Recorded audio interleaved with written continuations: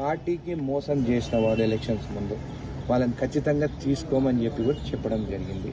ఇప్పటివరకు ఫ్యాక్షన్ రాజకీయాలు లేవు.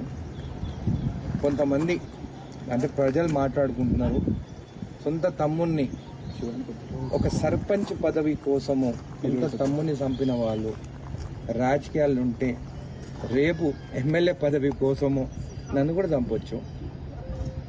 అంటే నేను జెడ్ కేటగిరీ అడగాలా? మా పీసీసీ ప్రెసిడెంట్ సీఎం గారిని పోయి జెడ్ కేటగిరీ అడగానా ఇలాంటి వాళ్ళ కోసం?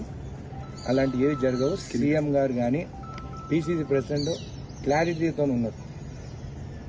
పార్టీని మోసం చేసి పోయిన వాళ్ళు, సంచులు తీసుకొని పోయిన వాళ్ళు, ఇక్కడ అక్కడ తీసుకున్న వాళ్ళకి చోటు లేదు.